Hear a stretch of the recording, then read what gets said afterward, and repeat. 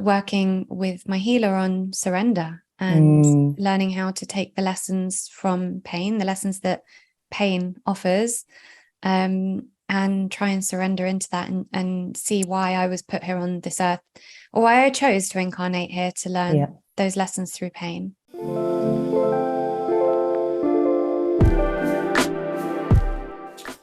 This season of Reconditioned is made possible thanks to Hifas doTERRA, and I'm a little bit obsessed with them and I want to tell you why. So if you follow me on social media, you'll know I talk about mushrooms a fair bit. Yes, I am that wild, and no, not the psychedelic kind. Not this time anyway. I've known about the crazy health benefits of medicinal mushrooms for a while, especially after watching Fantastic Fungi on Netflix, but I never found a brand that I fully trusted.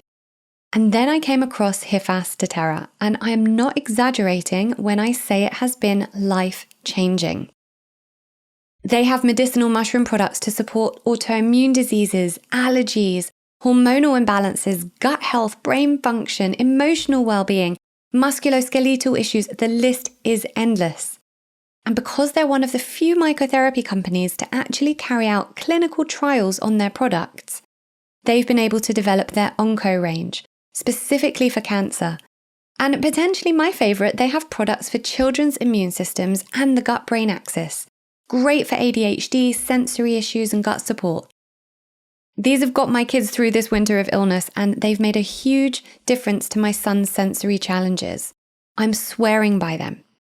Hifas doTERRA mushrooms are not only certified organic, but they use the fruiting body of the mushroom as opposed to the root, which even the so-called top mycotherapy companies are not doing, because it's more time-consuming and more expensive, but Hifas are. Spoiler, you get more benefits from the fruiting body, which is one of the reasons Hifas products are more effective. The concentration and content of their products are also much higher than standard brands, and the company are constantly striving for quality, effectiveness, and safety, putting over 60% of their profits back into research.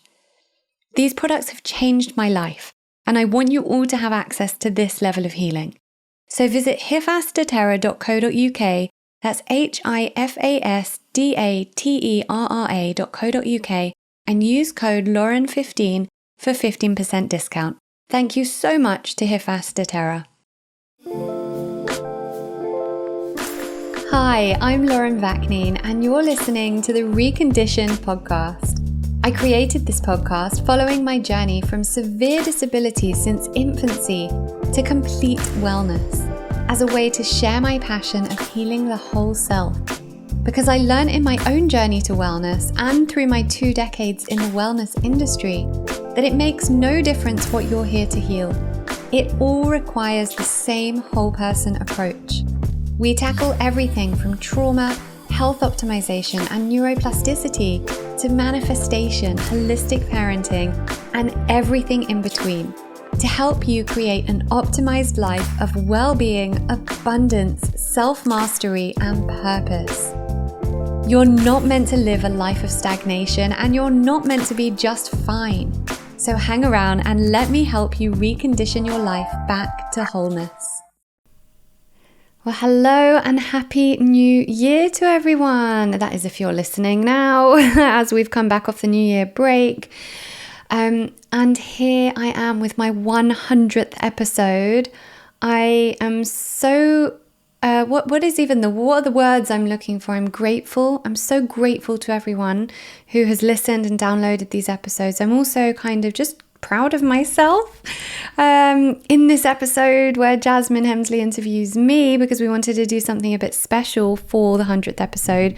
We talk about that journey of me deciding when I had a toddler and a 9-month-old, I'm going to start a podcast. Who does that? Me. And why I did it at that time, and why I felt that it was a really important moment for me to start this podcast, and why I felt so strongly about it, and the purpose of this podcast. Which if you're a regular listener, you will know, is to have a one-stop shop for all things wellness and growth, whether that is holistic parenting, nutrition, mindset, spirituality, everything that contributes to our well-being, everything. And if you go through all the episodes, you'll see it's such a mishmash of stuff that for me is what makes up my work and what I teach and what it was that got me from disability to wellness. So I'm so excited to be sharing this episode with you today. It really is a big moment for me.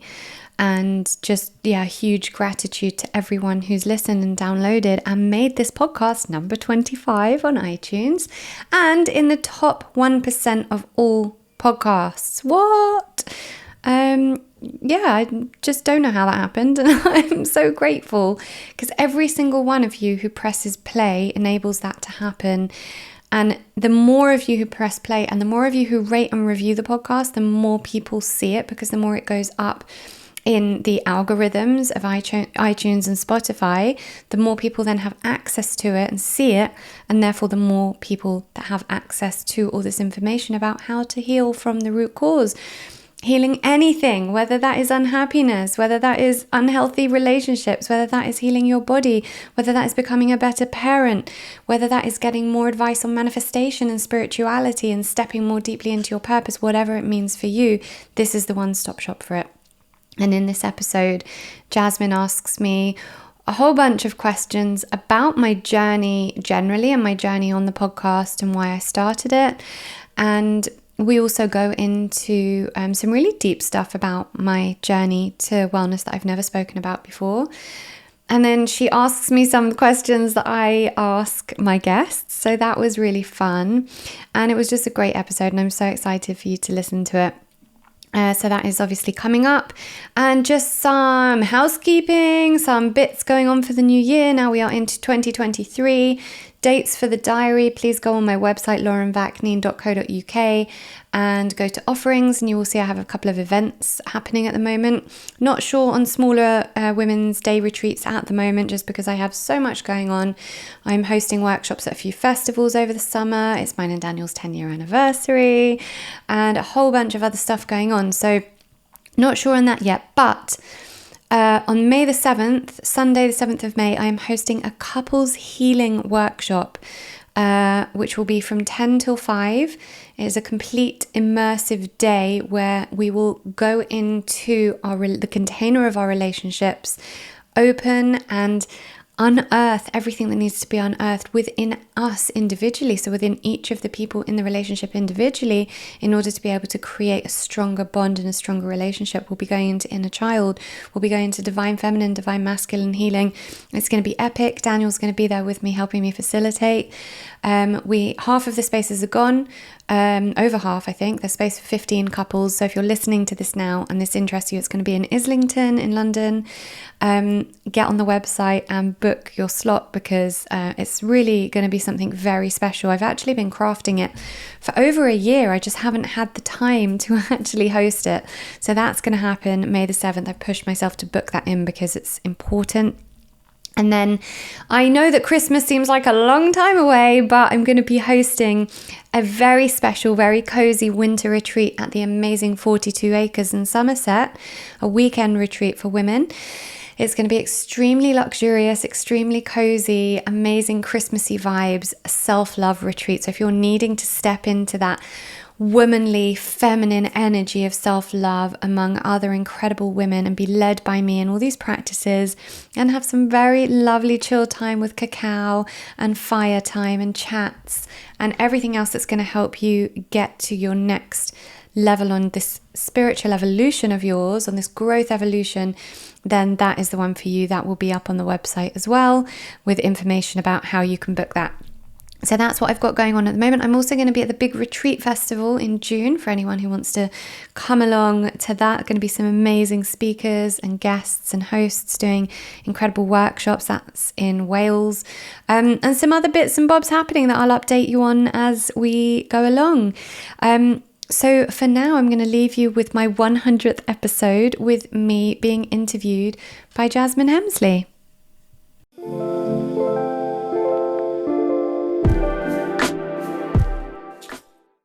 Hello and welcome to the 100th episode of Reconditioned.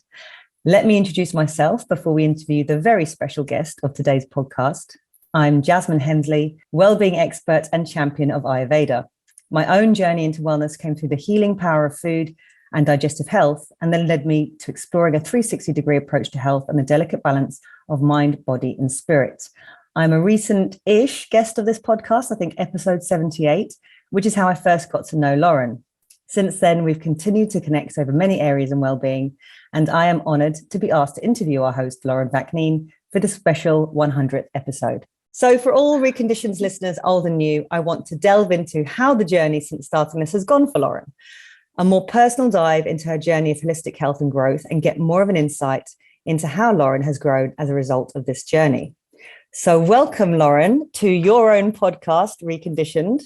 And congrats on 100 episodes. Oh, thank you so much. That was so lovely. And I've made myself a coffee as well, because I don't usually do that, because guests always come with like a cup of tea or coffee. And I'm like, well, like I'm going to be asking the questions. Guest. So I don't. So I'm the guest. So I brought a cup of coffee. So yeah. I've got one here and a flask just in case. Oh, right.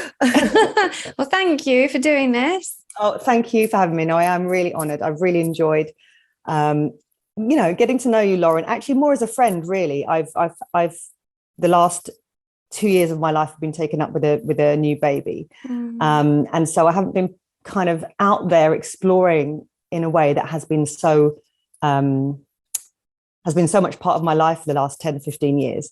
And just concentrating on this kind of family life and bubble that I'm in. But I've enjoyed the snippets and the bits and being interviewed you and finding you this like-minded person who's also so incredibly inspirational and eloquent in sharing what you've learned. And so it's been so lovely to be asked to interview you so that I can learn a bit more and ask some personal questions which I haven't got around to yet. But before I continue, I'm going to give you one of your signature podcast questions, where you ask guests what they've done so far today to support their wellness. So what are we? We're 10 to 11 a.m. What have you done so far today, Lauren? Okay. This is an interesting one with me. So the first thing I do when I wake up is gratitude. I just open my curtains, look outside, just so I can see some trees, and I just give gratitude. I always start my day like that. And then a more recent thing, the last kind of year since moving into this house, actually, because we've got like a sound system, is I put on some just really high vibrational music that kind of brings me back, up into alpha. And I try to start my day as much in alpha as I can, even though I have screaming kids running around. But they're used to the music as well, and they kind of dance around and they like that. Is it spiritual music? Like spiritual music. Okay. There's a few particular songs, and actually I might share them on the show notes when we share the episode, idea. But really lovely songs that just kind of raise my vibration. Which I think is just a really nice way to start the day. And then I always drink a massive glass of remineralized water. I say remineralized, restructured, blah, blah, blah, all the rest, alkalized.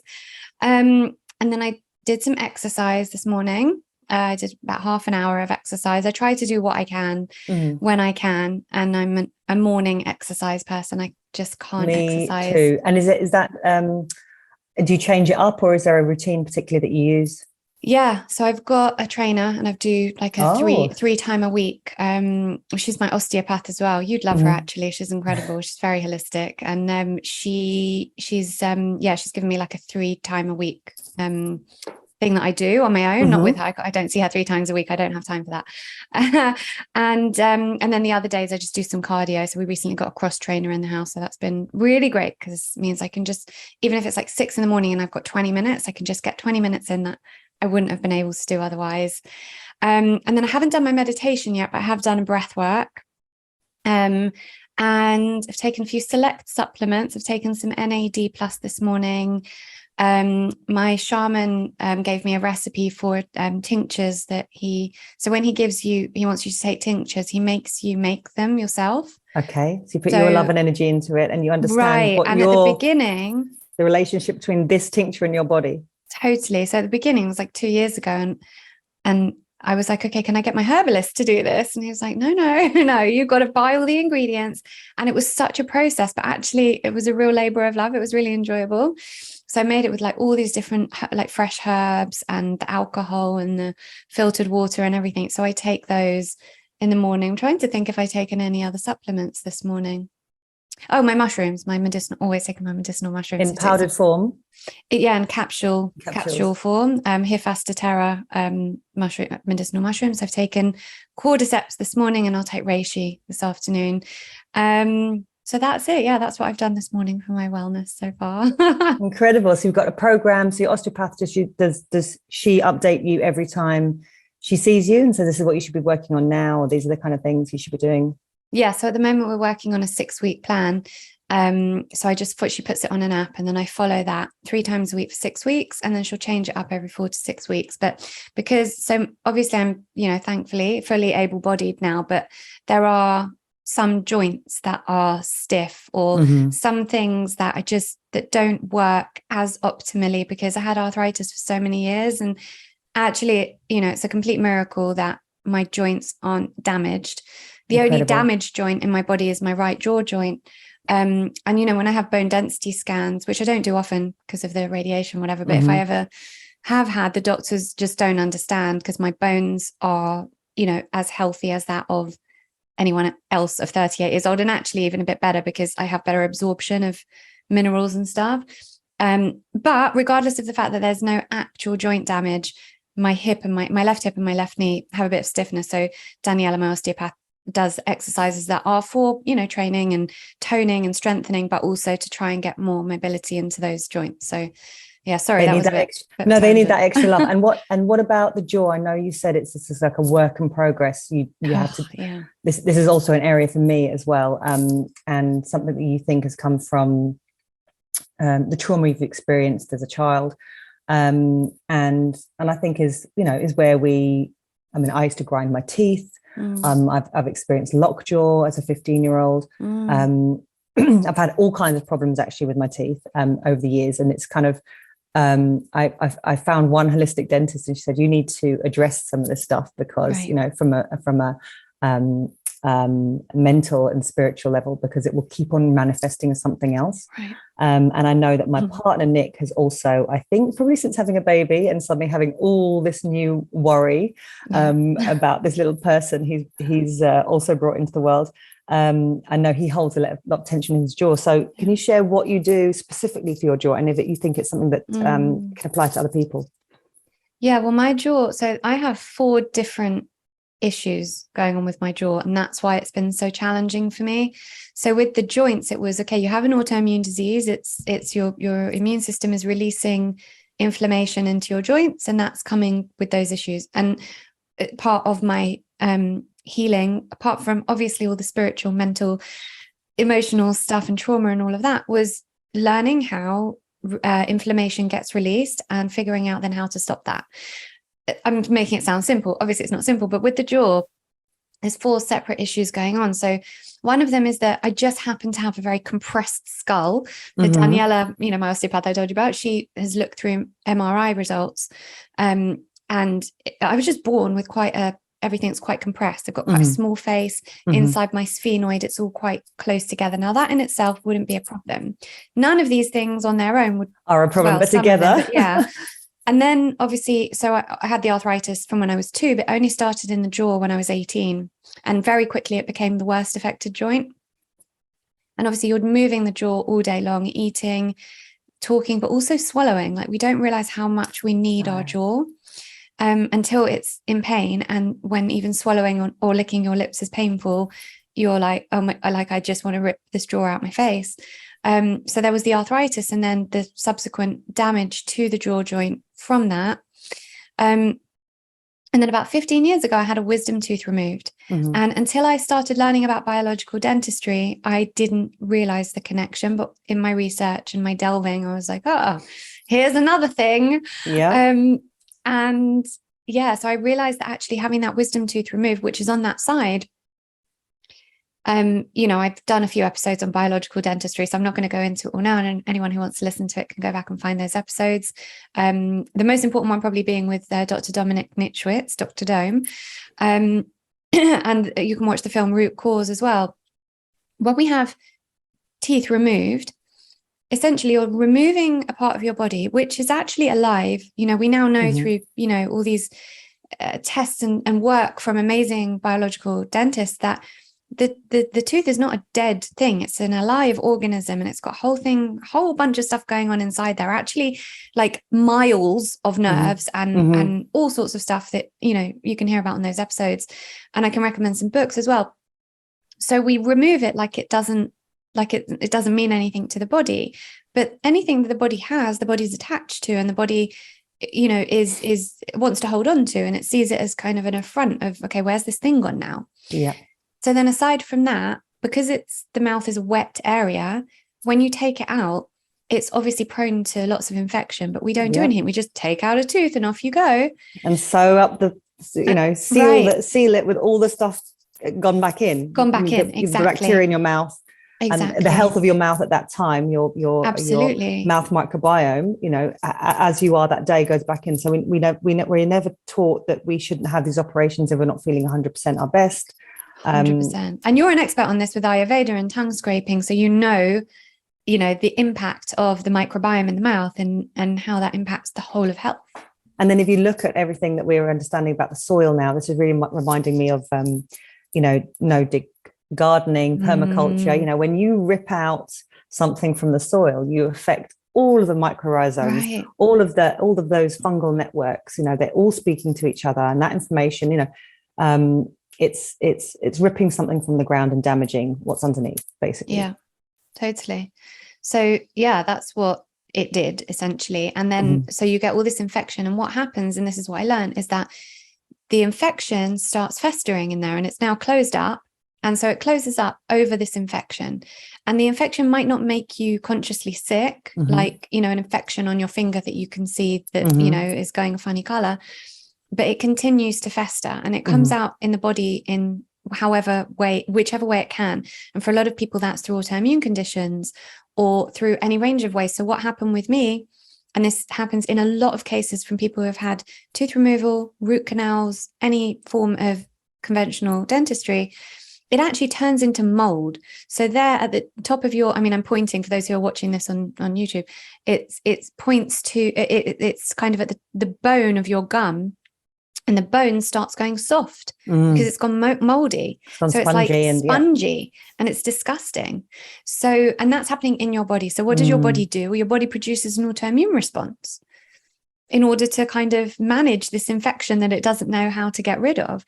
But we don't know that. So there are so many things that can happen, or that, you know, we choose to do. Another one that I'm talking about at the moment a lot is breast implant illness, very similar. I'll get onto that another time. So anyway, so years later, I obviously realized that this was impacting it. And when I finally found a great biological dentist, I go to the Endo clinic in London, they did the x-ray, and basically I was having symptoms of trigeminal neuralgia, which is, they call it the suicide disease because the pain is kind of like off the scale. Yeah. And it was all those things together though that were causing it. But I was just trying to find like one solution, which was really hard. So, you know, when he looked in the x-ray, he was like, it literally up here is like mold inside your face. So obviously, how long after this surgery did you find out? How long had it been going on for? I had the tooth removal like 12 years before I ever even realized about any of this stuff. Wow. But the pain started about 3 years after. And my rheumatologist at the time was like, oh, it's, you know, from just having arthritis a lot, you're just very neuralgic, take an anti-neuralgia medication. And over the years, this kind of pinging pain that felt quite nervy just got worse and worse and worse until March 2020, great timing, it triggered fully into these full trigeminal neuralgia attacks that were like nothing I've ever experienced in my life. Oh, bless you. And so, but now it's taken me all this time to figure out all these 4 root cause things. And so this was such a long answer to your question, but the things I'm doing for it, I went to see a biological dentist. So I had the cavitation, which is what they call kind of that infection that happens in your jaw and your gum. I had that removed. Now, the issue of that is that it did what it was supposed to do. And obviously I needed that. I saw it. It was mold. It was literally mold in my face. And when they showed me the x-ray, that you could see, and only biological dentists know how to detect this on an x-ray. They can see infection at the bottom of the tooth, at the root of a tooth. So they saw that on the root of the bottom wisdom tooth, which hadn't been removed, that bottom of that tooth was touching the trigeminal nerve, the lower branch of the trigeminal nerve. So it all kind of made sense. But then the issue you have is the procedure itself is quite heavy for someone that's already got a damaged jaw. They're literally scraping away the mold. But now they do this with ozone. They put you on an IV drip. You have to don't want to spread it, do you? Right, but they know this. They know this, right? So they want you to be on a specific diet before with specific supplements and high levels of vitamin D and omegas and the rest of it. So they're doing everything they can, but obviously, that causes trauma to the area if you're quite sensitive anyway. So ever since then, I have been doing pretty much everything I can. So a lot of osteopathy, cranial osteopathy, homeopathy. We work with the same homeopaths. So, homeop working with Dawn and just trying to find the remedies that will help my body just kind of learn how to heal it from the root cause and just figure out how to manage it, working on strengthening the muscles around the joint in the jaw, because remember, I'm dealing with all these different facets of it. So it's really, when you say what can other people try, it's so complex. Very, very high quality CBD. I'm very funny about recommending CBD or talking about CBD on the podcast, because I don't recommend I have someone that makes it, but I don't, that's all. It's not commercially it's not commercially available. No, it's not. So I don't have a brand that I recommend, because most conventional CBD brands are not they're not even CBD. No. But that's definitely helped. And she made me a pain balm as well. And diet and high dose omegas. I have a lot of omegas in my diet and through supplementation. But like you say, the trauma element and the emotional side, and working with my healer on surrender and learning how to take the lessons from pain, the lessons that pain offers, and try and surrender into that and see why I was put here on this earth, or why I chose to incarnate here to learn those lessons through pain. I think it's interesting hearing just this part about the jaw and how multifaceted it is. And it can be so off-putting to people listening and thinking, so hang on, what caused it and what am I supposed to do? Right. And I think it just shows how we have to be have to be interested in ourselves. We have to put the information together. And sometimes it can come from specialists. Sometimes it can come from a comment someone makes, until it starts to make, because there's so many things that have happened. I can't think of any examples right now, but I remember feeling that, wow, I thought I understood that. And now I understand it to a completely other level. Right. Totally. And you never stop doing it. If you're continually learning, which we all should be, we should always be eternal students. That never stops happening. And we have to be, this is why I love Ayurveda, because it's all about empowering you as an individual. We have to put these things together, because at the end of the day, any of those specialists who can look at your blood work, who can look at the x-rays, who can look at these things, they don't have your innate knowing, exactly. And so when you put that into the equation, and then you put the fact that you're going to take responsibility for it, and you're going to look at where the root cause comes from, maybe from a spiritual or emotional level, then you can start to heal yourself. So it's I think you even mentioned on one podcast that it is your responsibility. This is your journey. This is we try to outsource all the time, and I hear you when you say you had to put together your own remedies from the shaman, because I am guilty of doing a little clear up and coming across some of my homeopathic medicines or remedies and thinking, oh, there's 3/4 of a bottle here. When did I stop remembering to take that? Right. And because it just arrives in the post, and it's in the rush of life. But when you have to grow your own food or fix something in your house, or make decisions on something you're doing, and you're involved at that level, suddenly you're a lot more invested. It's a lot more invested, and you don't have this whole outsourcing. I'll do this over here as long as I've got access to someone over there, because I think we're in a very privileged position that we can have access to these people, and that can be difficult but we also know that so much of this comes from these small changes have had such massive impacts over our life. I mean, even listening to your story, Lauren, about the incredible decisions that your mother and your father came to without even really understanding why they chose homeopathy in the beginning, or that revelation you had, or that determination at 18 when, honestly, wheelchair bound, facing the prospect of where's your youth gone, and where is the next part of your life going, and not being able to eat or even talk with your jaw, and not being able to walk. I mean, it's that hitting that rock bottom, and then suddenly, actually, I'm so powerful. I am absolutely determined to get myself out of this situation. When your own doctor has kind of condemned you to, this is it, Lauren, and this is where it's going. That is a power that we have within ourselves. And I think then you can begin to attract, if you're not financially, you perhaps don't have the financial means to just ring up the best in town. Which I didn't, and my parents didn't. I mean, my parents, both from working class families. My mum's, been a secretary. My dad was a market trader. It's not like my parents took out a loan when I got to that point after taking that drug that made me really sick, to get me to Israel to see a holistic doctor there. And then I had to take it upon myself. And it wasn't like there was heaps of money for me to go and see all these people. I was always under a homeopath, and that was kind of the limit of what I could afford to do.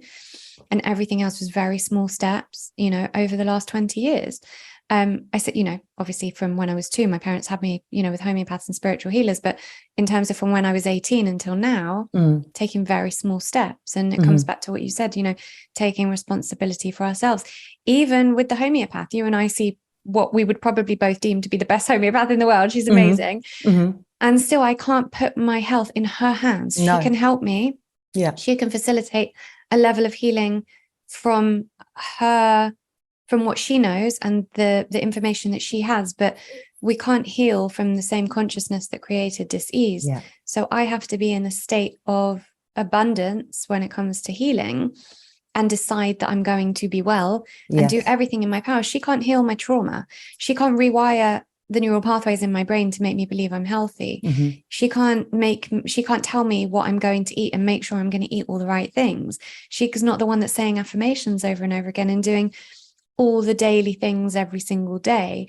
And that's what counts, right? Because, and this is what I say to clients or, anyone I work with, you can do all that stuff, but it's the small everyday things that change, because you have to shift that identity of who you are, who you have been, into the person you want to become before you've actually become that person. And that's the biggest challenge, because at 18, 19, when I was going, well, here I am, all my friends were at uni, I was meant to be at uni, I was meant to be, all my friends are traveling, and here I am disabled, and I could remain in that victim consciousness. And yes, I'm a victim. I'm, head to toe disabled. Absolutely. Am I a victim of something? Yes. Am I going to operate from victim consciousness? Well, no, because I know that unless I get up and shake it off, and not even physically get up because I couldn't, and make a choice to operate from that abundance consciousness of wellness is going to be my story, not disability. No one in the world can make me better, not even the most powerful shamans and the most powerful healers, nothing. Only I can make a choice of what I want my life to look like. I don't even remember what the question was, but no, I think it's just to show people that, just even the story about, your mum knowing that she didn't want to go a particular route, and somehow leaving it open, that she happened to walk into a library in the 80s or 90s and she found something for her to begin working with. And your dad, who wasn't particularly into that idea in any way, somehow one day saw a book opposite him that called him over, and he thought, okay, this is a sign that we're going to go down this path. And I think that's what we all need to hear, is that we open ourselves up to this other way of thinking, rather than living with the labels that people give us, and also thinking that we don't have the means to outsource, and that the outsource shouldn't be the cure. It's going to come from within. So I think my shaman Don Javier always says, choose the path with heart. And although it sounds like a really simple line, it's so profound, because every time I'm making a decision on, do I want to go that way or do I want to go that way, with whatever it is, which is the path with heart, which is the one that my gut, my intuition, because my intuition is my higher self, the actual me, not the me that has been created from conditioning or trauma, labels, any of the stuff that, human life does to you. Like all these decisions you think you need to make because a doctor told you to, or a government told you to, or everyone else is doing it or whatever. Yeah.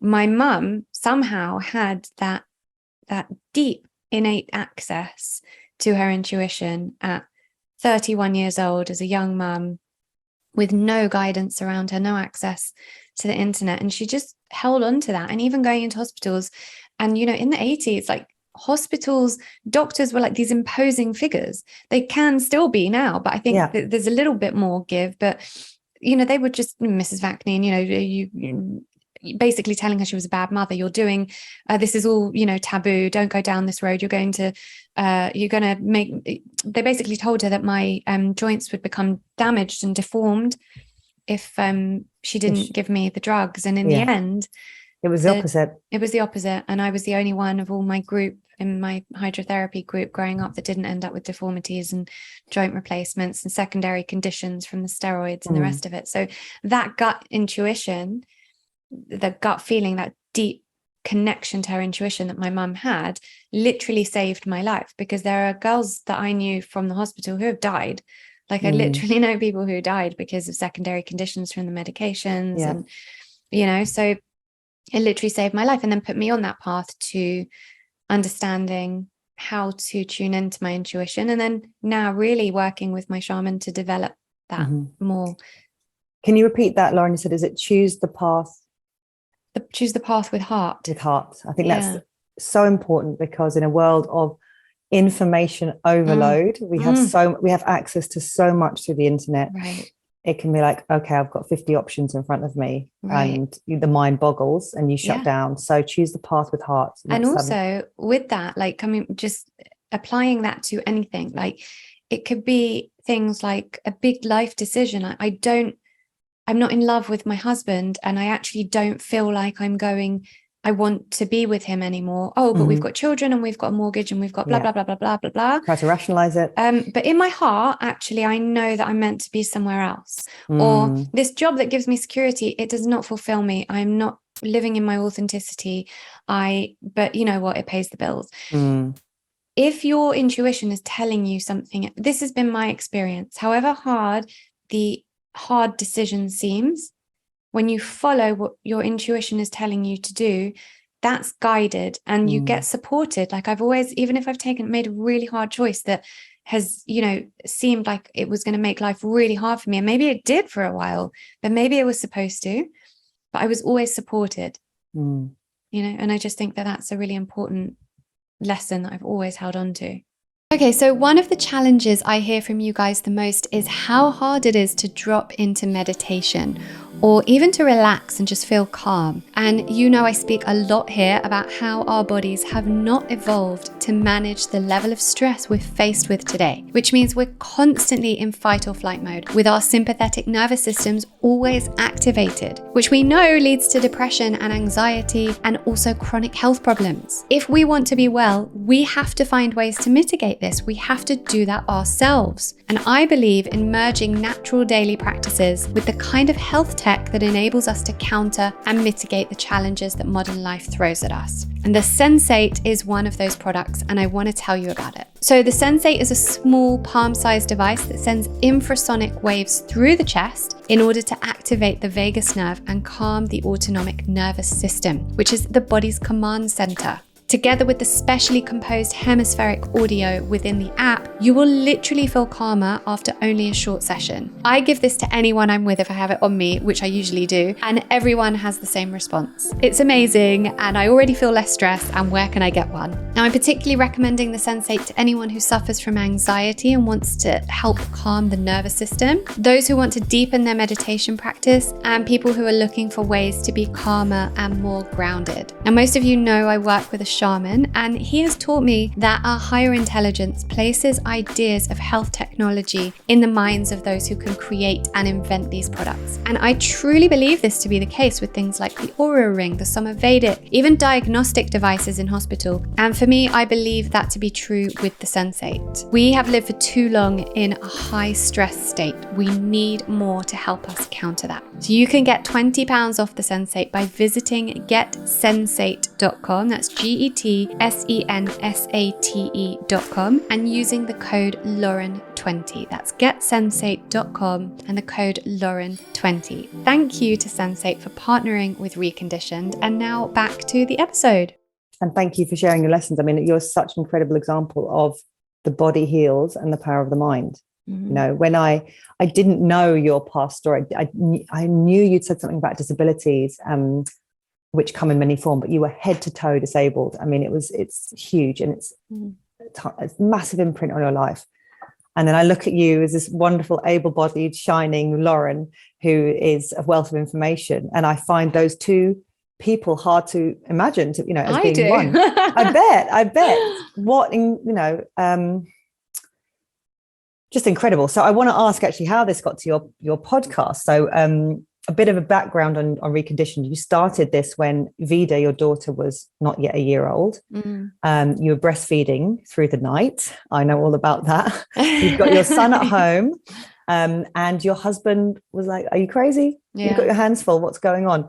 And you only went into remission some 9 years ago, so your hands were seriously full. Why did you feel so strongly about doing it? And I know you've said it's the best thing you ever did. And here we are, 100 episodes. Yeah. It's, and we did speak about the fact that it's the 100th episode at the beginning. This is like quite poignant for me. I just had this. So the reason I wanted to do the podcast was because one thing that I always found challenging was there was never, and the reason my journey to wellness took so long was because there was never one place for all the information. And as you know, it's like a domino effect. You learn one thing and then it leads you to another thing and to another thing and to another thing. And it just... And then you compromise slightly because you're hanging out with certain people who think you're nuts. And then you lose that thing of, actually, that practice was really good for me. How on earth did I drop it? And then then you bump into it again further along the road. Well, that's another thing. You go on this journey and you will, and I'm saying this, with quote marks, you will lose people, right? But you will lose, and I again see it as a shedding process. You will shed what no longer serves you. And I went through this huge shedding process about 10 years ago. And it was such a hard time in my life. I was about to get married, and it was also my Saturn returns, like everything was happening, and I went through this huge shedding process with people in my life that I didn't consciously choose, right? I was pushed into it. The universe pushed me to shed, because I could not have gone on the trajectory that I went on had I have been surrounded by those people. And in closing that door, it opened another door for the most amazing group of people to come into my life who are all like-minded. I realized, and then you have kids as well, and then you feel very isolated if you're the only person in your community raising children in this holistic way, because even just going for coffee with friends and you're the only one breastfeeding and you're squirting everywhere and it's like so stressful and the baby won't go on the boob and you're in pain and you got mastitis and the rest of it, and they're like, just give him a bottle, and you're like, let me actually just go into what having an autoimmune disease has done to me and how my children are genetically predisposed to that, and therefore I'm going to do everything I can to protect their gut.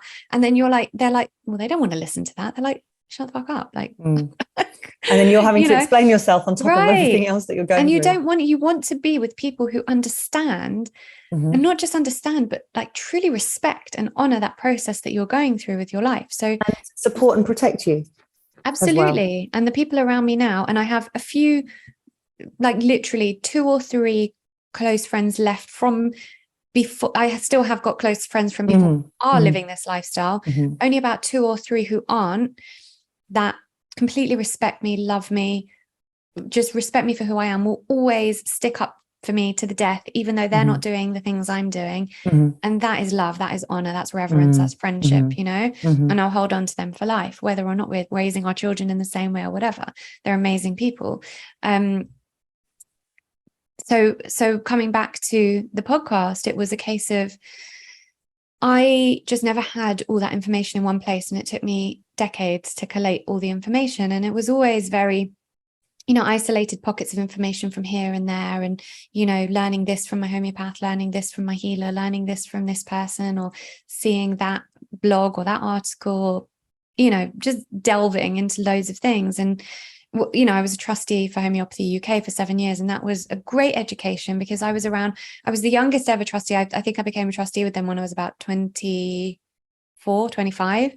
And I knew nothing about like finances of charities and the ins and outs of homeopathy. I'd been using homeopathy my whole life, but anyway, I won't go too deep into the point is that I was always given these opportunities to be around older, more knowledgeable people. And I was around professors and, the clinical director of the Royal London Hospital for Integrated Medicine, the late Dr. Peter Fisher, who was the Queen's physician. And he was just, what a loss for the community. And I learned so much from him. And so I was kind of always given these opportunities to learn from people, like incredible people doing incredible things, like some of these professors that I was learning from and that taught me how to read clinical trials and, medical studies, and at like 24, 25 years old. So I could really start understanding stuff for myself and really practicing what I was preaching about, taking responsibility for my own well-being. So the podcast was like this epiphany moment of, oh, I need to offer people all that information and have like a hub for all of that, not just because, you can find podcasts about Ayurveda, homeopathy, growth and biohacking, but I didn't feel like there was one place for all of it. Holistic parenting, all the questions that people ask me every day, random question that they're not random, but they seem random because there's one person asking me about biological dentistry, and there's someone else asking me about, trauma release, and someone else asking me about breastfeeding. And I wanted a place to kind of bring all of that together. It's a place where people can, who meet you or know of you and are inspired by you, can say, what has Lauren done with this information? What would Lauren do in this situation? What has inspired Lauren? Which path has she gone on, or what's her experience been with it? And I hear you on this because I think this is how I first started writing my books, or a blog before that.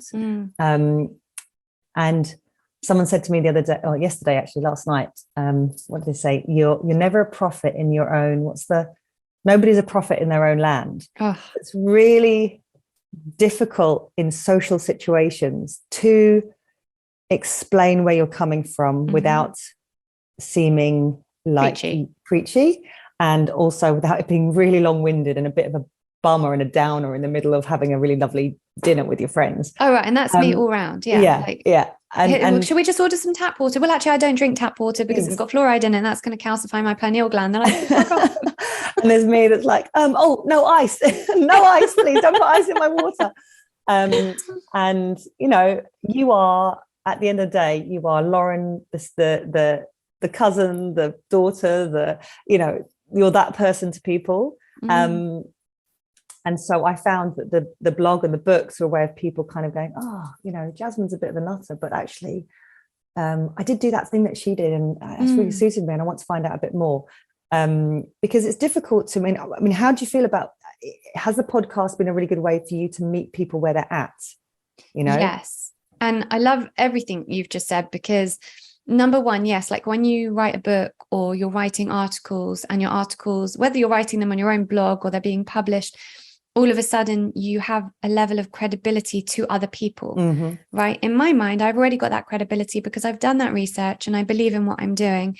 But people who aren't necessarily there yet might then go, oh, well, she's written for this place, or she's talking about this on the podcast, and she's speaking to experts on the podcast. And so now it doesn't seem like just Lauren, my sister-in-law, who is just rambling on about this stuff all the time. All of a sudden you're kind of doing it for a living, and you have, before I've been writing about natural health for over a decade. So, that it's, it wasn't just from the podcast, but the podcast has definitely enabled people to maybe have a bit more respect for what I do, I think.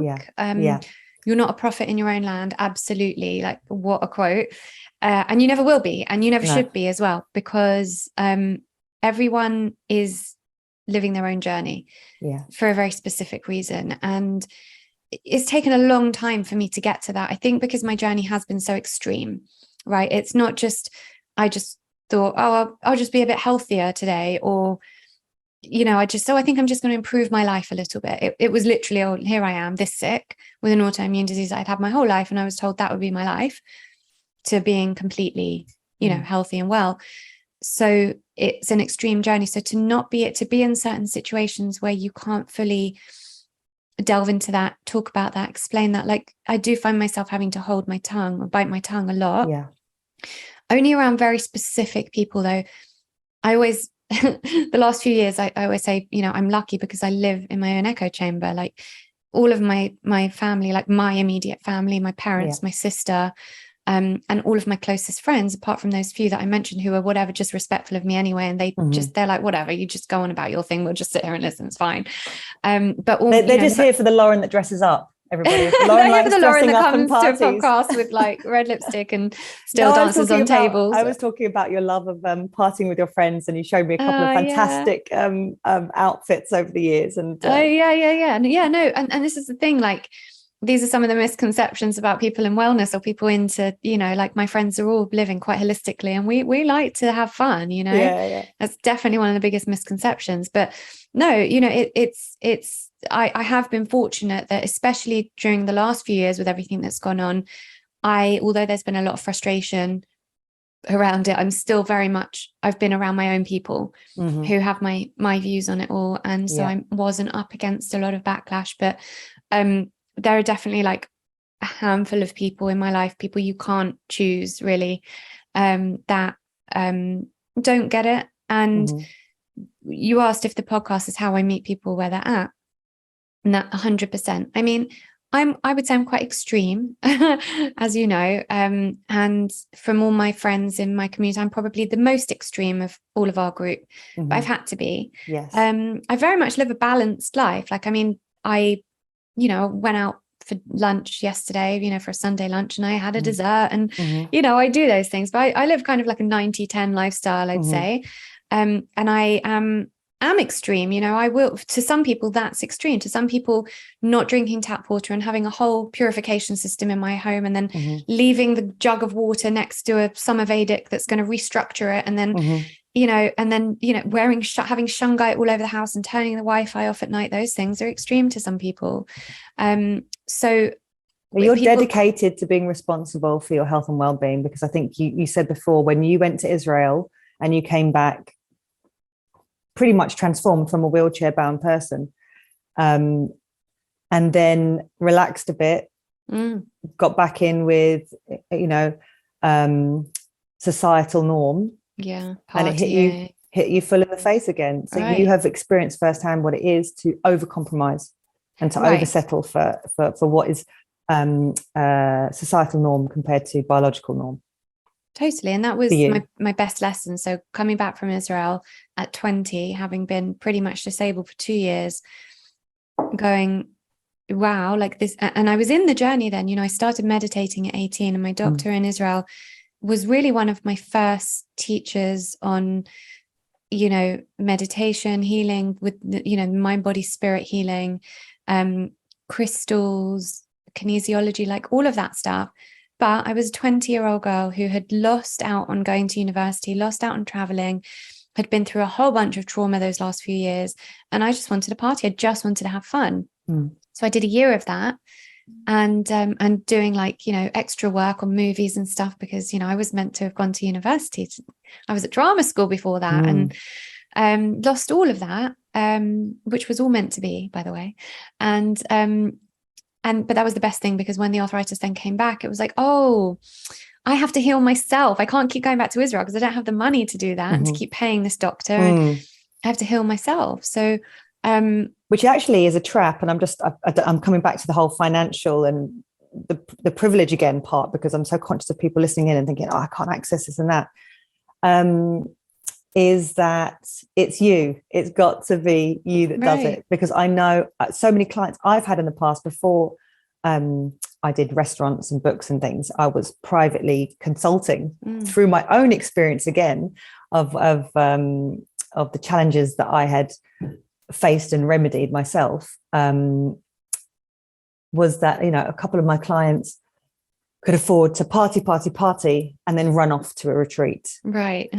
And then go on a complete, like a monk, go on this kind of completely clean, holistic living, come back, and they just didn't know how to function again back in London. And then they would go down. So it was this yo-yoing of health. And it has to be us. And the issue with that is that then you are not operating from the identity of the healthy person. You're operating from the identity of the person who has the money to do what they want. And so you feel like you're invincible in that way. I have the money to then fix myself after, but that won't happen because unless you're operating from the identity, and this is where the brain training, the NLP, the rewiring of the brain comes into it. Unless you're fully operating from the identity of the healthy person, you're not going to be that healthy person. So you can keep doing that, see how long it lasts though. See at what point that's going to stop for you and you're not going to be able to do the partying anymore. And it reminds me of a Dalai Lama quote when he said what puzzles him the most. He said, man, he spends all of his health to get wealthy and then all of his wealth to try and reclaim his health, So this journey, you've been on, an extreme version that I think many people be listening in will have been on, but you're not a one-off in that, oh, Lauren does this because she had this condition. It's just a bigger, better, louder example of what's happening in our own bodies, because I consider myself fairly healthy, but a couple of little wrong moves, and I think Christmas, New Year's eating is always a trigger for me. Digestion goes, I can see it in my skin, I can see it in my face, I can see it in my mood, I can see it in my reactivity to people, I can see it in my outlook. I suffered eczema, asthma, etc. as a young child, and all these things get triggered again, and it reminds me I have to go, not that I rush out to get the steroid cream for the itching, not that I rush out to call dawn necessarily. I have to get back in alignment with myself, remember what it is that makes me feel incredible. And I think that's also where meditation is. When I was speaking to a relative of mine who's suffering from osteoporosis, and when I mentioned you, and they said, I wish someone could fix that because it's happening in my hip. I knew I was trying to find a way to craft this text message back, and I thought, gosh, just even mentioning the word meditation, it's like, what the hell has that got to do with it? Right. But it is getting to your truth, to your intuition, to stopping all these blocks that we put up about why we can't heal or why we can't, why we're in this victim, what keeps us in this victim mentality. Right. And also it's the, society and, I don't want to go too deep into this, what my shaman would call the dark forces have worked very hard to get us to this place where we feel reliant on external sources. And easily manipulated. I mean, there are so many things going on underneath that are manipulating us and causing us to be in a state of ill health and causing us to see, people in authority or doctors as these gods that can heal us. And there are many doctors that are doing good things and are, go into it for the right reasons. But unfortunately, as I always say, you can't heal something from the same consciousness that created it in conventional medicine, unless you are doing like a complete holistic approach.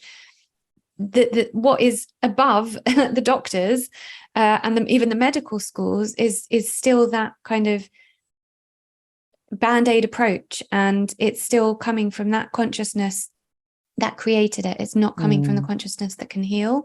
So it's just, there is we have to take responsibility for our own well-being on a huge level, understanding that you can rely on all the doctors and even homeopaths in the world that you want. No one else can heal you. And that, we live in this society where we are just wanting our health to come from somewhere else, to come from the government, the state, the GP, someone else. We do it with our children. We get told how to birth our children. Many women are just kind of going with the status quo. This is how you will birth your child, and this is how you will feed your child.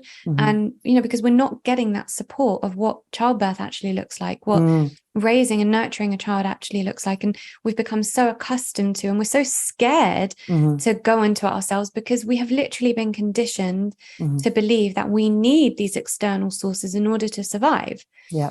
Right. So then how to raise your child, and then how to treat your child if they're sick, and how to, all those things. And and then they grow up thinking that, they get used to it. Every time they've got a fever, you give them Calpol, they're asking you for Calpol. And it's just and this is even, again, I'll come back to it, even with homeopathy. Don't go straight to the homeopathic box. My many kits that I have, as soon as something's like if they've had a massive bump and fall, I'll give them an arnica straight away. But I don't even go to belladonna as soon as they've got fever. I let that fever ride out. I support them in many other ways. I don't, like I always say, and this is something I'm very clear on, not medicating a fever with an antipyretic doesn't mean you sit back and do nothing. Because people can go, well, I didn't give them the Calpol because you told me that it wasn't good, and then look what happened. It's all very multifaceted. But lost my trail of thought. But to come back just to the podcast, that is exactly what I meant about a path with heart, because when Daniel said, what, you can't do it, because it was a bigger strain on him as well. You're starting this, and we've got these young children who aren't sleeping. You're not sleeping. What on earth are you doing? And I was like, I don't know why I have to do it now. He was like, wait a year, wait till Vita's in nursery.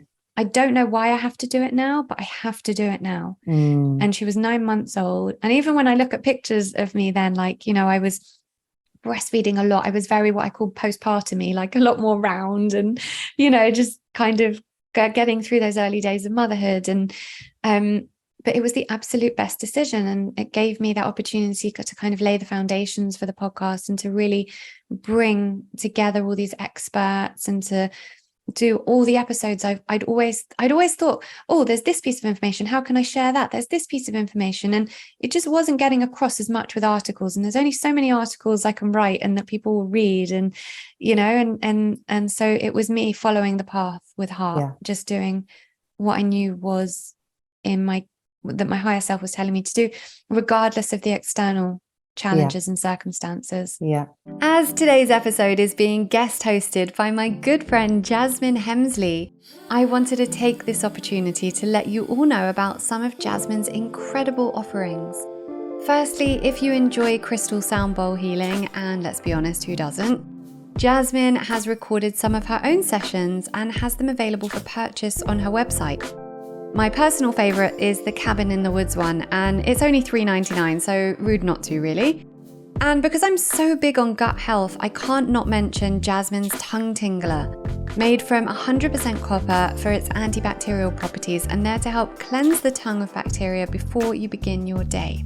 Health starts in the mouth, people, which is why I use this product daily as part of my daily health optimization routine. And of course, how would I get by without Jasmine's incredible cookbook, East by West? Simple Ayurvedic recipes for ultimate mind-body balance. All of these products can be found at jasminehemsley.com. Okay, now back to hearing Jasmine interview me. And sometimes it's not even the information that you're sharing. It's that you, Lauren, are somebody that someone can relate to or aspire to, or it's about the person. It's your heart coming in and bringing all those. It's not like the people that you've interviewed, and you've interviewed some incredible people, a lot of them. It's not like their information isn't available somewhere, right? But your interaction with them and the people, and people who follow you, their trust in you is actually the important part. That's what's changing people's lives, little or a lot. You're using your voice and your experience to help people to grow, and you're also, I imagine, having incredible growth from it. I mean, you've interviewed some of the biggest movers and shakers of this world, and from Kelly Brogan, Bruce Lipton, Christiane Northrup, Dr. Vandana Shiva, Ben Greenfield, to some of my friends, Shalman Durek, Zita West, Mira Manek, Tony Riddle. You've even interviewed your husband. I haven't listened to that one, but you forgot you. and me. Oh, I'm somewhere floating around in there. But is there a podcast in particular that left you feeling completely like, oh, that's given me a whole new kick up the butt on how I'm approaching things? That's because I think sometimes we can settle into that morning routine or that new thing that we're doing. And I think we have to, and I know this is a challenge for you, it's also a challenge for me, is change. Things are going to change at some point. You're not going to need that certain mushroom at that certain time. Right. Right. So who has inspired you with a bit of knowledge that's gone, I've got a new light on this situation that I deal with every day? Was there anything in particular? Yeah, there are a few. I think the first one is probably Charles Eisenstein. I don't know his work. So he is, you'd love him. He's unbelievable. He's one of the brains, the thinkers of our time. I first heard him on Aubrey Marcus' podcast, and he's just this insanely insightful, hugely intelligent guy, but coming from it all about, and he talks about permaculture and all the stuff you love. You absolutely love him. He's got an incredible blog where he writes on Substack, where he shares articles weekly, and he's written incredible books. And his most impactful book for me was The More Beautiful World Our Hearts Know Is Possible. And it's talking about how we bring our world back to this place of equilibrium where we need to be. And he's written a book called Sacred Economics, which kind of explains like how the economy was before money and gifting and exchange of energy. And he's an economist, so he gets it. But he thinks in a way that other people just don't think. And those are the thinkers that we need in order to elevate ourselves to this, on our kind of spiritual evolutions. How he spoke about, so he really kind of went viral at the beginning of COVID. He wrote an article called The Coronation, as in corona, but coronation. And it went viral. It's one of the best things I've ever read. It's a really long blog, but it just got me thinking. And at a time where I felt quite isolated because of what was going on and my views on it, it was like, wow, someone who wasn't comfortable talking about this stuff publicly before now is, but coming at it with this intelligence, this compassion, this love, this honesty, this heart intelligence. Intelligence, right? And I felt so seen at that moment. And his words are so profound. So when I had him on the podcast, he was one of the people I was most nervous to interview. Even, I've interviewed some people probably would be considered more famous than him, but he was the one I was most nervous to interview because of his level of intelligence. Was I going to be articulate enough? Was I going to be able to really get out of him what I needed to get out of him for people to resonate with this episode? Every word he speaks is so profound. So for me, it wasn't about, like you're saying about the physical stuff, like, I need to shake this up in my life. It was about having this knowledge to know, because so he created a short film with Aubrey Marcus. It's on YouTube. It's called, what's it actually called? I'll put it in the show notes. It might be called The More Beautiful World Our Hearts Know Is Possible, but I'm not sure. And it's a video. It's really annoying that I can't remember the name, but I'll put it in the show notes. It's this beautiful short film. I send it to all my ladies on my academy when we're learning about purpose, what purpose actually means in terms of us as this being incarnating here for a reason, having chosen to incarnate here. And he explains that in this most eloquent way. And so interviewing him was profound in terms of, because for me, the physical stuff is super important. As I said, I'm pretty extreme with all of it, but above that comes the emotional, the mental, the spiritual. It's more profound. It's more important. It's more important. The body is a vessel through which we express this life. So the body is super important, but you can't do any of that if you don't change the mindset, the brain set, the spiritual connection above it. So he was hugely profound. I guess Ben Greenfield was quite profound because I did the episode walking around Regent's Park with him. With like the world's leading biohacker, run, literally walking so walking? far. I was literally, you can hear it. I'm out of breath because I'm literally with this champion triathlon dude who's like out in the woods with his wife, chopping trees every day, and going hunting with his sons, who's homeschooling and teaching them to hunt. And he's like, just, literally like one of the strongest physical people you can meet. And I'm like walking around this park, trying to catch your breath in the rain as well, in the rain. And so I guess that looking at his fitness levels, and when I say I'm extreme, like he's another level extreme in terms of what he's doing physically.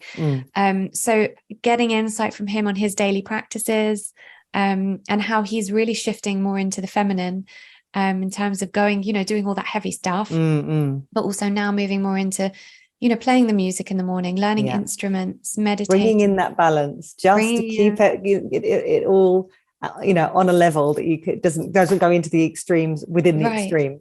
But that's why I interviewed him, because I have very strong feelings around the whole macho-ness in the biohacking world. And some of them are coming around to it a bit more, but I feel like a lot of, there's specific people I can think of, it just feels very forced and very like they're trying to talk about the masculine, feminine, but actually they're not operating from that place.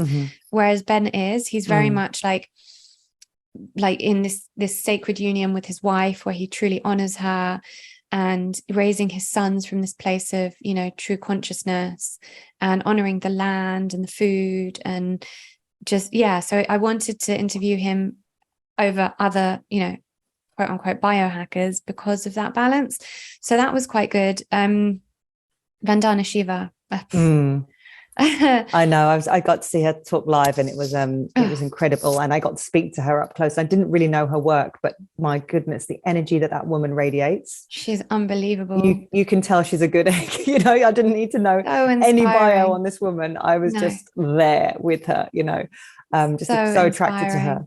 Yeah. And I have to say that one of my favorite interviews is the one that is coming after this, because that was already recorded. 101. 101. 101th. Yeah, 101th episode. Yeah. And you've written books, Jasmine? I know. There's copy editing for that. All AI sorts that stuff out. But yeah, James Wedmore. So he's my business coach, and he also works with Don Javier. We work with the same shaman, and we're both going through kind of this shamanic apprenticeship, although he's been doing it a lot longer than I have. And it was the most beautiful episode. We were recording for over 2 hours. Wow. And it was just this gorgeous exchange of, and though he's a business coach, and that's what he's very well known in the business, the online business world, he comes from a place of heart. Like his podcast is called Mind Your Business. It's all about the mind element, and the spirituality, and how everything is energy, and the energy you put into it is what you'll get back. And when that head and heart energy are just aligned, it's it's incredible. You are just, they literally transform lives just from walking into a room. Absolutely. That's the power of that energy field, and what it can do. And I think also what we were saying about how being open to things and allowing yourself to take in information is how you're going to find the people that are going to help you to shift and to grow. How do you find, one of the questions I really, really wanted to ask was, just from this talk today, would you say that, you've experienced a lot of pain inside your body, pain that's happened to you? You were an 8-year-old with a big needle in your knee that was backed into a corner in the moment, without sedation, having the swelling, the excess liquid taken from your knees, all those pains and traumas that you've experienced. Would you say that probably taking responsibility to not being the victim was the biggest step? Or the one that question. Because all those things happen to you, but having to take the responsibility, right? Do you think that was one of the hardest things that you've had to face? I think there's a huge balance that is needed when going into a journey of healing, between honoring the trauma, right, not trivializing it or minimizing it.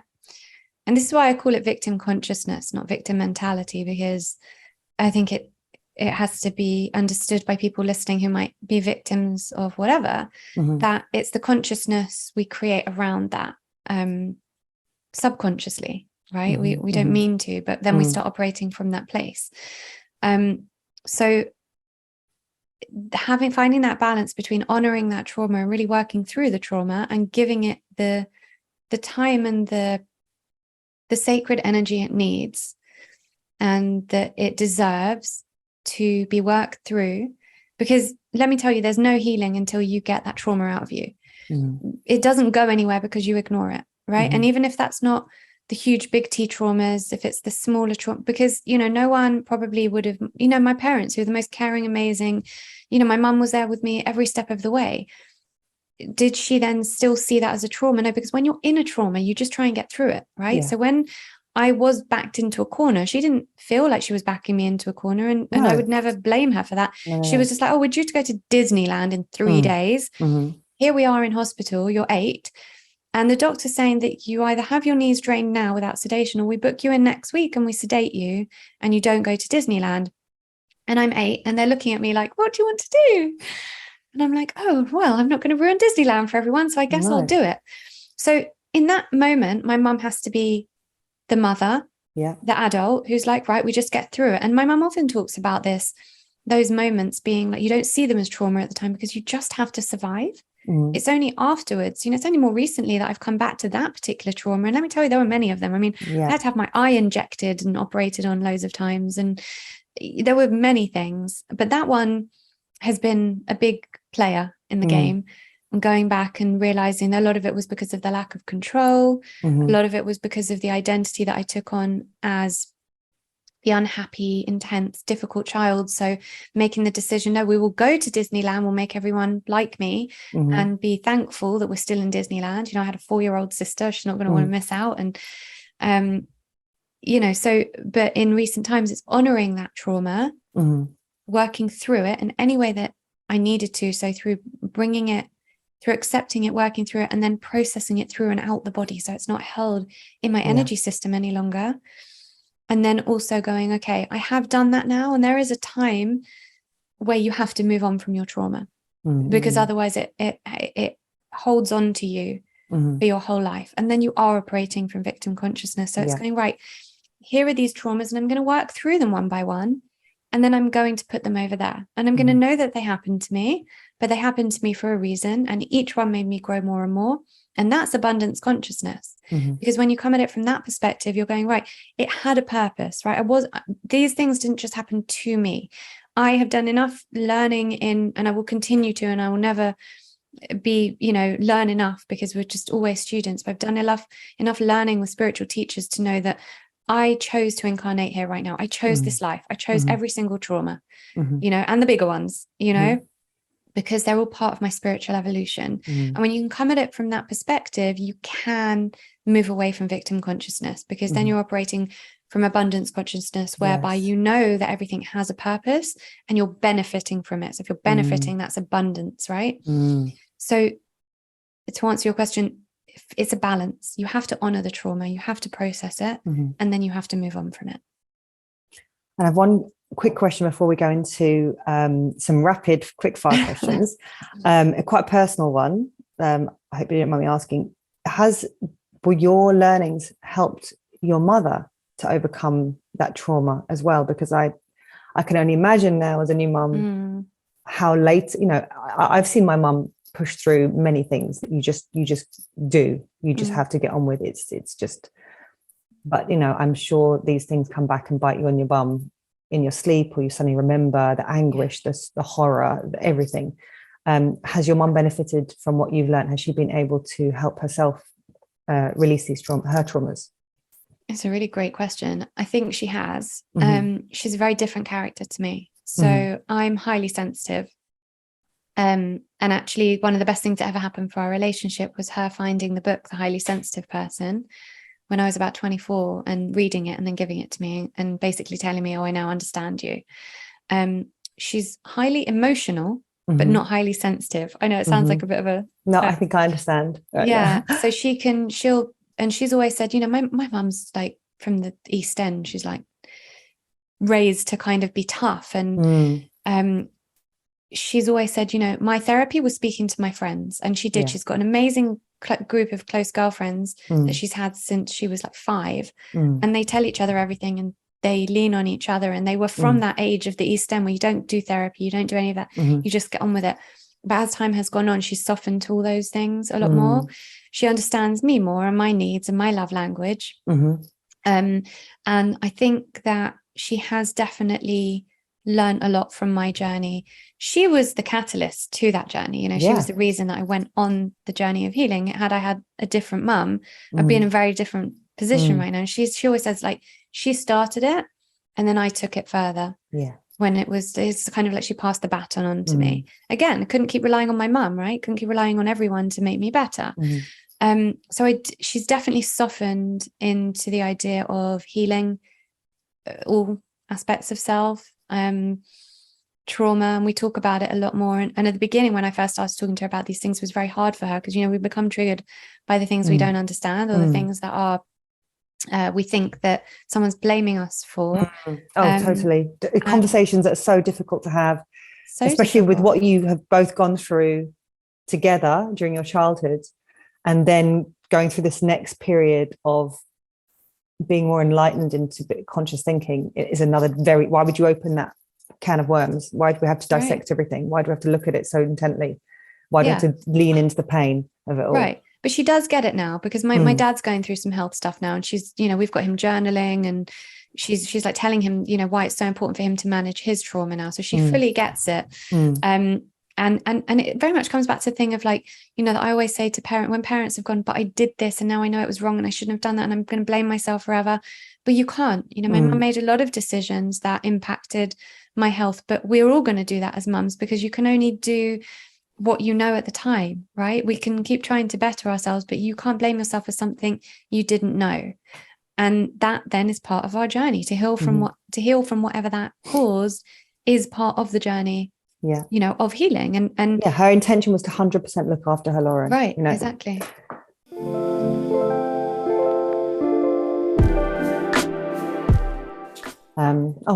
Thank you for sharing that all with us. But we're going to go straight into this rapid fire round, which you pulled on me once, and I was terrible at. I'm not a one word or even one sentence. Here we go again, answerer.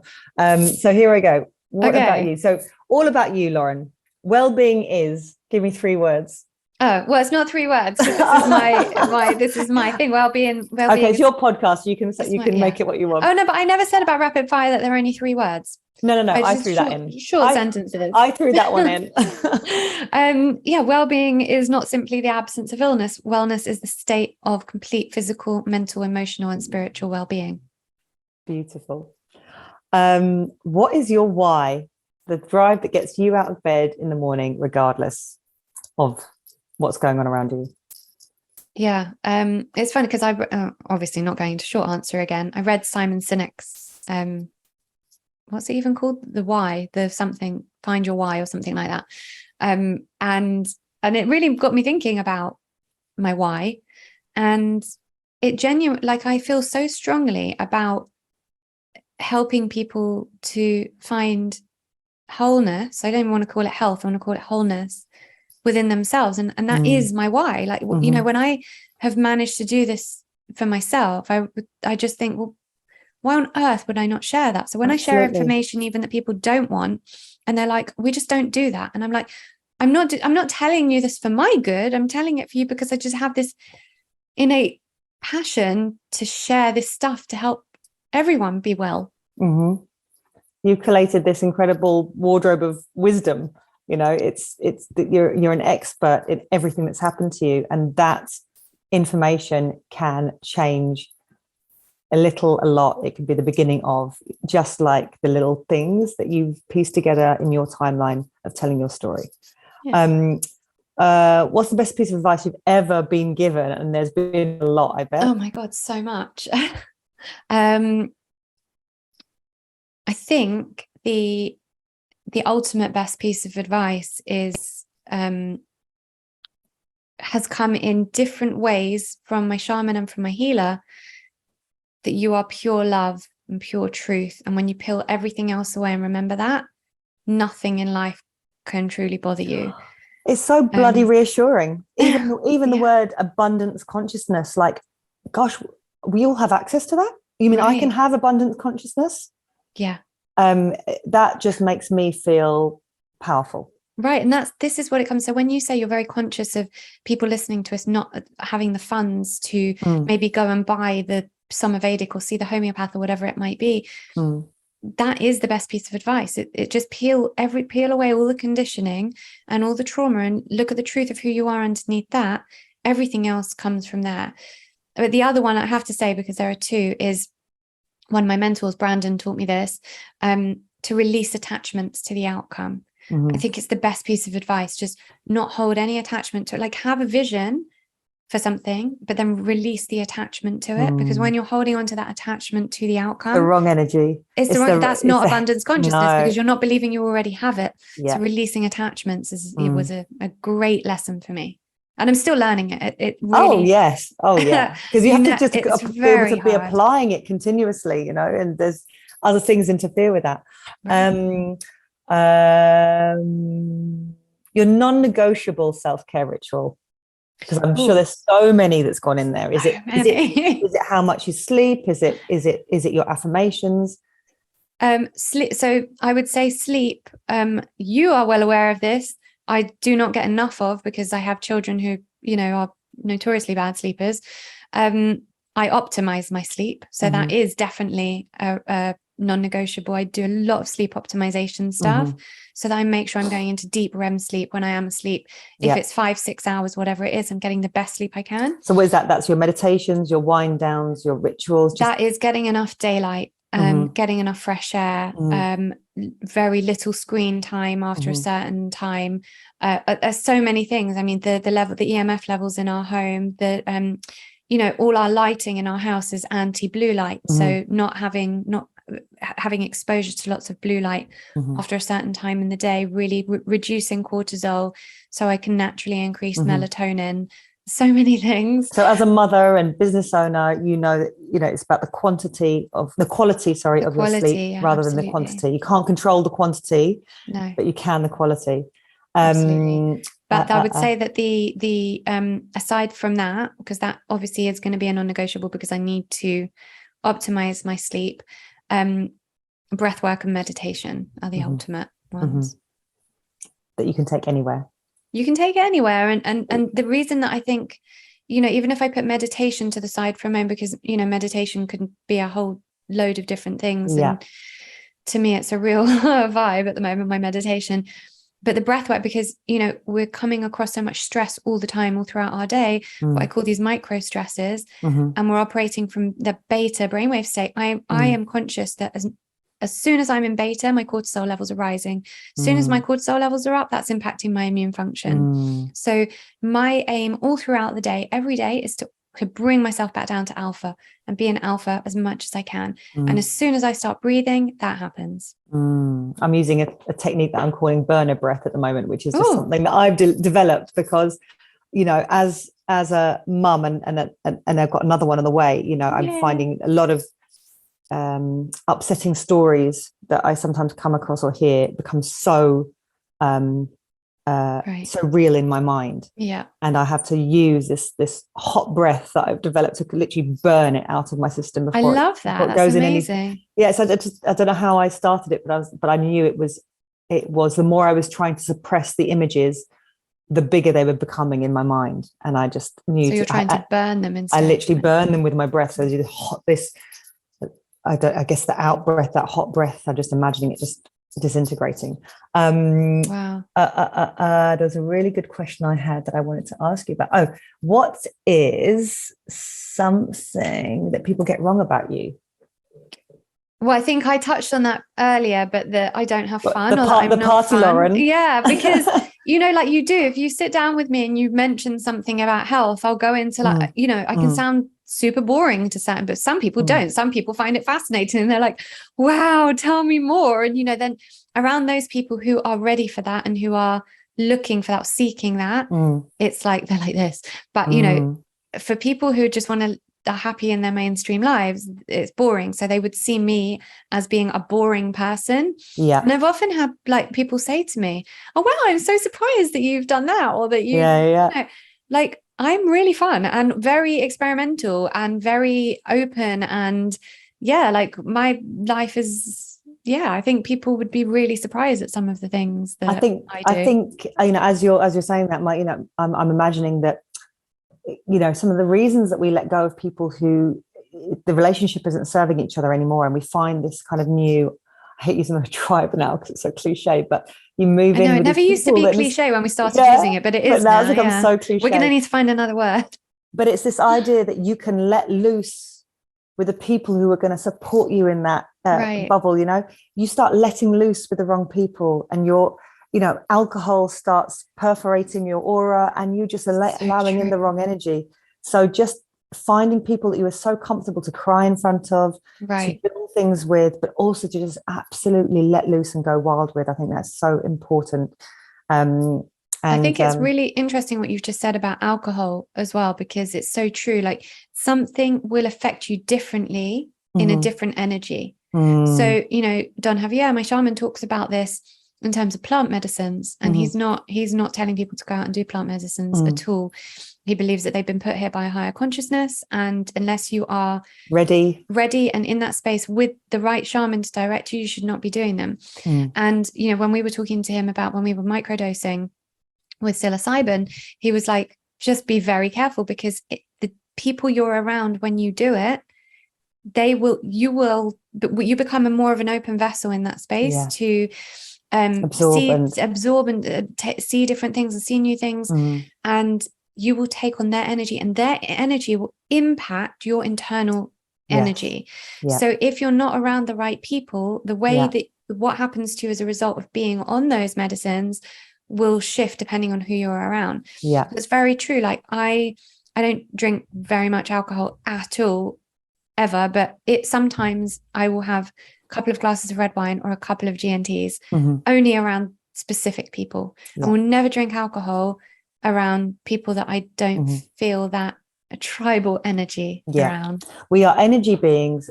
Everything is energy. Everything is affecting us, but how much it's affecting you is what we have to work on. Exactly. Totally. Great question. And lastly, because I come from the food, what food could you not live without?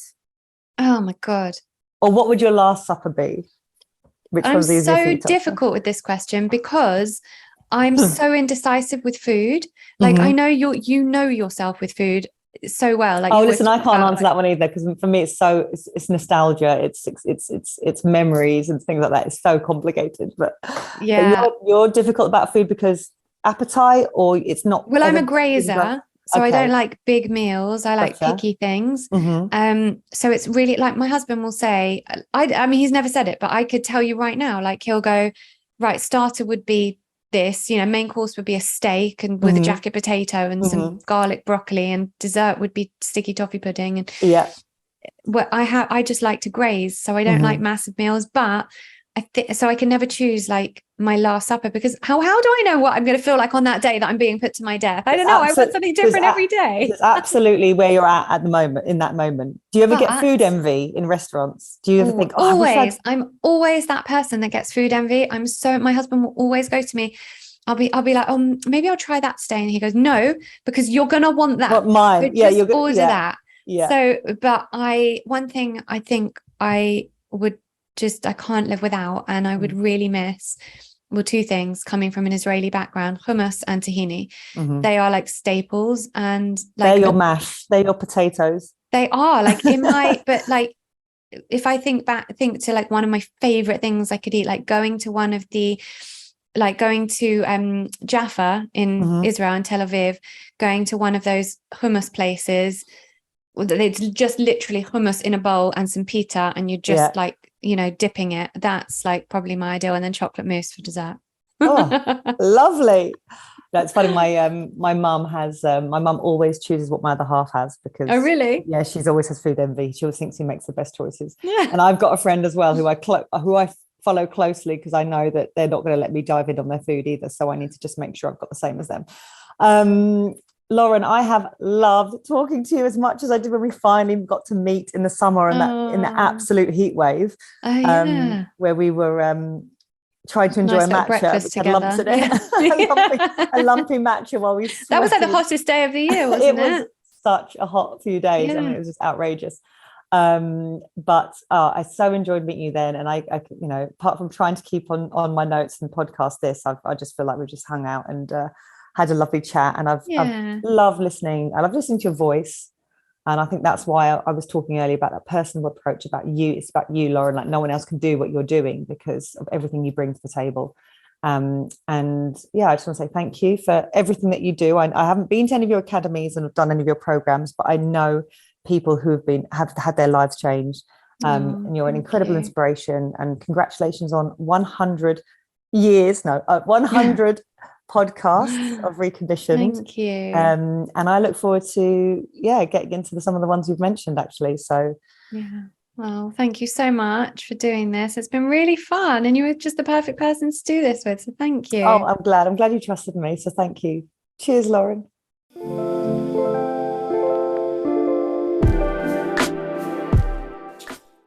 If you haven't yet heard, I have just released a free journaling course.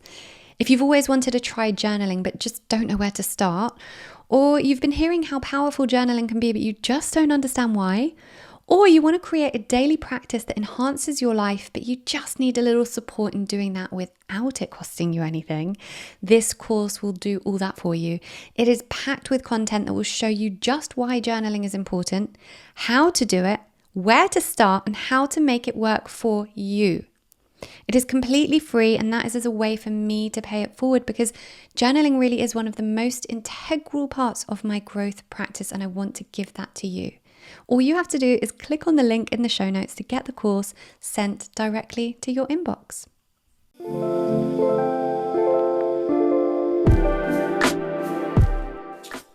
I hope you enjoyed this episode of Reconditioned. I am honestly so grateful to each and every person that tunes in. Thank you also for taking responsibility for your own well-being. You should know that just by choosing to listen to podcasts like this that further your well-being, you're moving more deeply into abundance consciousness.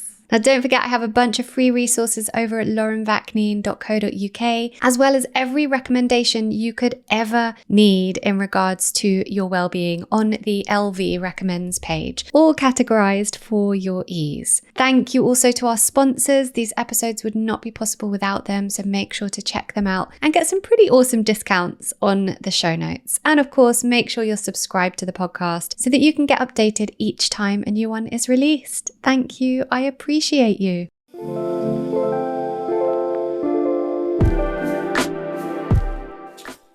Reconditioned is proud to be working with Women for Women International, a charity that supports women survivors of war in 8 war-torn countries around the world. You can help a woman survivor of war transform her life today by visiting womenforwomen.org.uk/donate.